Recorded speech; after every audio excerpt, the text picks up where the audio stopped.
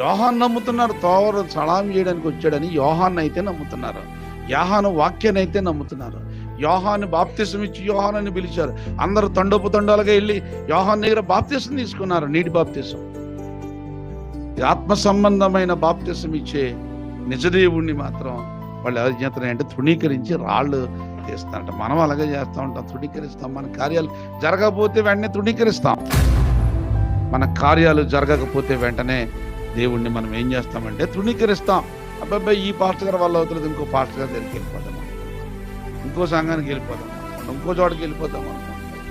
నేను కథలా చెప్పే మాటలు కాదు, ఒక కథలకు చెప్పే మాటలు ఎంత మాత్రం కాదు. కథలకు అలవాటు పడిపోయాం, ఉపమానాలకు అలవాటు పడిపోయాం. బైబిల్లో యేసుప్రభు వారు ఉపమానాలు చెప్పారు. ఆ ఉపమానాలకు మళ్ళీ ఇంకా 4-5 ఉపమానాలు వీళ్ళు చెప్తాం, మేము చెప్తాం. మేమే, ఎవరో కాదు. అసలు వాక్యం పక్క వెళ్ళిపోతే ఉపమానం మాత్రం మొత్తం ప్రపంచం అంతా తిరిగేస్తూ ఉంటుంది. ఒక వాక్యం ఒక రెఫరెన్స్ కూడా మన మనసులో ముద్ర వేయబడటం లే. నువ్వు రక్షింపబడినండి ఆయన నీకు ముద్ర వేసి ఆయన జీవగ్రంథంలో నీ పేరు రాస్తే మన వాక్యాన్ని కనీసం గ్రహింపులోనికి తెచ్చుకోలేనటువంటి పరిస్థితుల్లోకి వచ్చి ఒక్క వాక్యం కూడా మన హృదయాల్లో ముద్రగా లేదు.